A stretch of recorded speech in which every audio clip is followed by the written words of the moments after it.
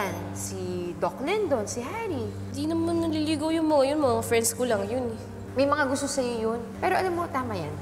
Kasi hindi ko naman sila nakikita para sa'yo. Eh bakit? Sino mo nakikita mo para sa akin? Gusto ko yung taong ipaglalaban ka. Yung someone who's ready to die for you. Alam mo, dapat yun yung piliin mo.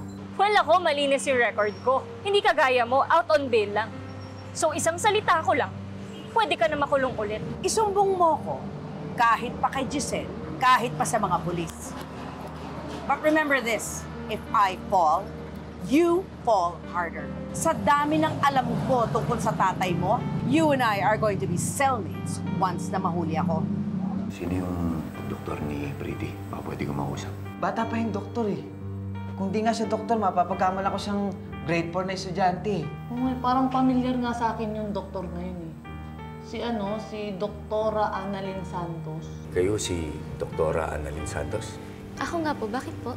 Ako nga po pala si Elias. Kaibigan ko yung pasyente niyo kagabi, si Pretty. Bibilang ko lang ng Paris si nanay. Sama na kita. Ano may meeting ka? Yeah, may meeting ako. Pala. Sige na, Dok. Kaya ko naman to eh. Alright, ingat.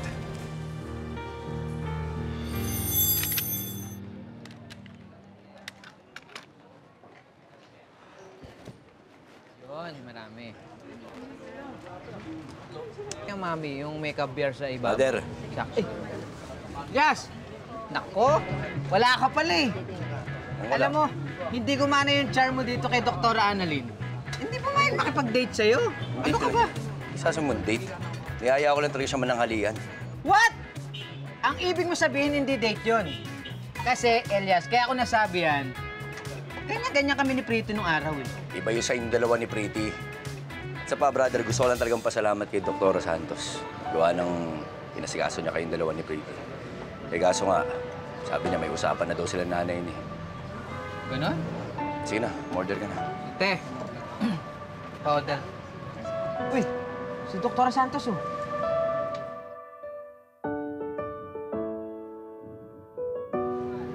Anong ginagawa niya sa karinderya? Doktora, Anong ginagawa niyo dito? sana kita iayain kumain. Kayo, anong ginagawa niyo rito? Masarap kasi yung Paris dito eh. Mag-take out sana ako. Ganun ba? Eh, mabuti pa, Dok. Libre na kita. Oh? Talaga? Oo, ako nang bahala, Dok. At saka, siguro kung sasabayan mo kami kumain ni Oka dito, eh talagang lilibre ka namin. Di sige. Game ah. Sige. Order ako ah. Order na. Sige. Hello po, Hello, Doktora. order na ako. Yes. Ate, isa po. Hindi totoong o-order ng Paris yan. Ang totoo, gusto niya makipag-date sa'yo. Shocker! Period. Saka ulo ka. Sino order ka na, Dok? Ate, Paris. ano lang ako, spring onion lang ako. 3 kilo. Ako isang Paris, oh. 3 mababaho paa na drug addict. Pinatay. Mabuti nga sa inyo. Napakarami ko kasing pineperwisyo eh. Elias, tutuloy na ako. Si Pretty kasi nag-text eh. Doktora, sige po. Ingat ka, Manong. Manong? Grabe naman yung si Manong. Parang natutuwa pa siyang namatay yung mga yun. Pwede namang isumbong lang sila sa mga pulis eh. Tapos hulihin sila para di makaulit. Hindi yung papatayin pa sila. Dok, kapag kinulong yung mga yun, tapos nakalaya, eh, siguradong uulitin na naman nila yung krimen na ginawa nila. Pero hindi pa rin tama yun, napapatayin sila.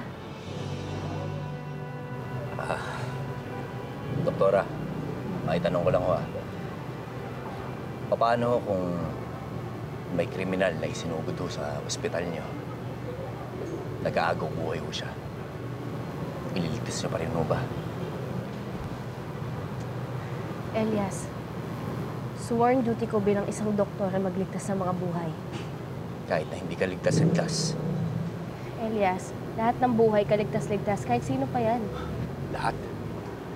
Kahit ho yung masama ang budhi. Oo naman. Kahit na yung taong pumatay sa pamilya mo. Pumatay sa mag-ina mo. O di kaya sa tatay at nanay mo.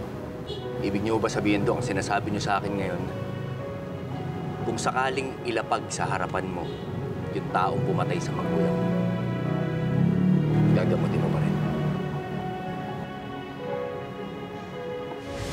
Nice catch, Dr. Santos. Now let's do our job and save this man.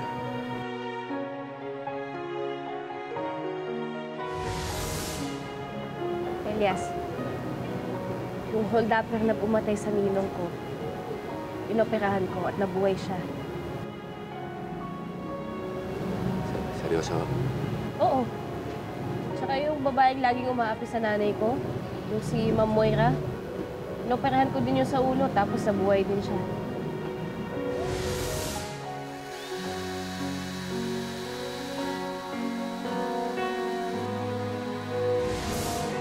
Kasi yung trabaho ko eh. Doktor ako. Ang duty ko is magligtas ng mga buhay. Kahit sino pa yan, kahit gano'n sila kasama. Kaya ako, hindi ako believe dyan sa mga vigilante heroes na yan. Bakit naman, Dok? Parehas lang naman kayo ng ginagawa. Ay, has ko ano? Hindi ko ba parehas lang naman kayo nagliligtas ng buhay? Hindi ligtas ng buhay. Yung mga vigilante heroes, pinipili lang nila kung sino yung ililigtas nila. At pumapatay pa rin sila. Kami mga doktor, kahit sino nililigtas namin. Tama ko kayo, Dok. Pumapatay nga sila. Pero pinapatay nila yung mga taong masasama. Para naman rin huwin sa ikabubutin na kararami. Pero mali pa rin yun. Pumapatay pa rin sila. Para ho sa inyo, Dok. Siguro.